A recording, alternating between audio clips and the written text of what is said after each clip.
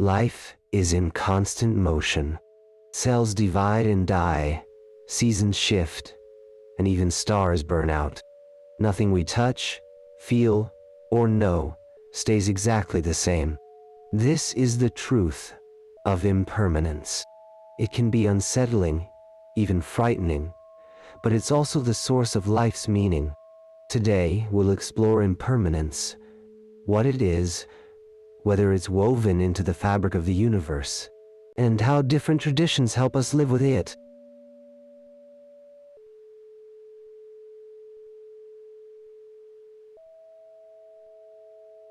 I've been thinking lately about the impermanence of everything.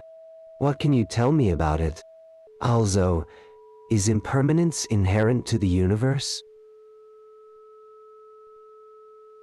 Yes, impermanence is built into reality itself. At the smallest scales, quantum particles flicker in and out of existence. On the human scale, our bodies, relationships, and societies are always shifting. On the cosmic scale, stars are born, burn out, and collapse, and even galaxies will one day dissolve. Heraclitus said it best. You cannot step into the same river twice, for it is not the same river and you are not the same person. Change is an exception, it's the rule.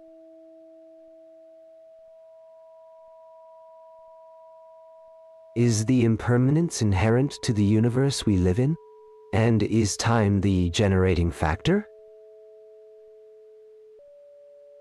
Time lets us notice impermanence, but many thinkers argue change is even more fundamental.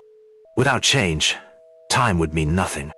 Some physicists suggest that time itself might emerge from impermanence. The philosopher Henri Bergson wrote, "Time is invention, or it is nothing at all."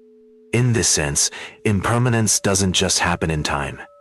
Impermanence may be what creates our experience of time.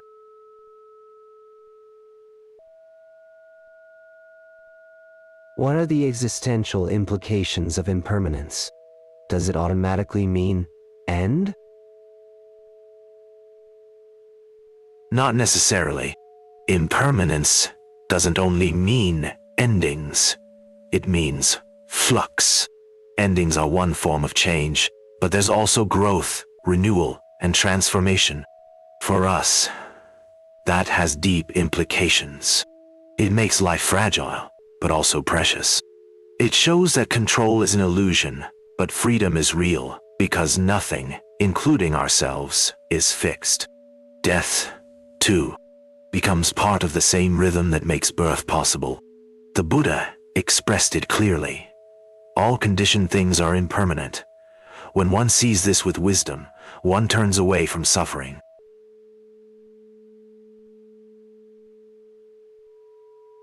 How can we live well, knowing everything changes? By shifting from control to participation. Instead of trying to freeze life, we embrace it as it flows.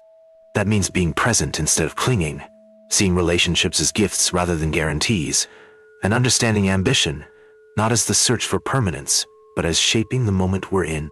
It means finding resilience in endings, because they make space for beginnings, and recognizing that we're free to change too.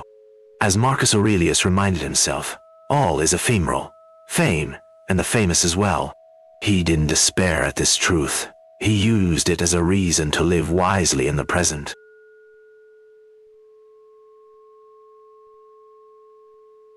What practices do different traditions suggest for dealing with impermanence?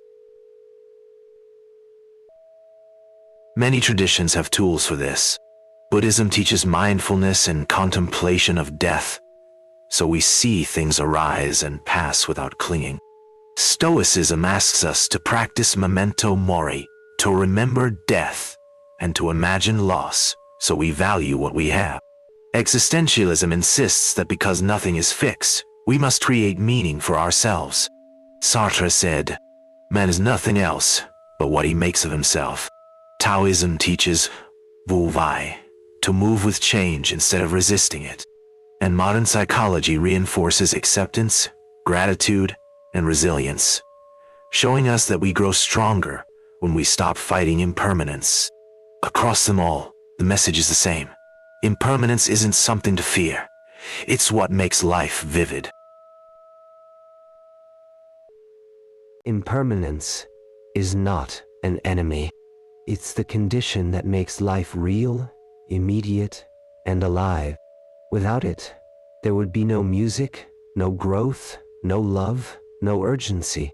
To live well is not to defeat impermanence, but to embrace it, showing up fully for moments as they pass, grateful that they happen at all. Because in the end, impermanence isn't just what we endure, it's what makes every second meaningful. I truly hope this brings a beautiful message to everyone with the same questions. Next time we will explore how different traditions developed practices to cope more easily with such feelings. I will see you soon.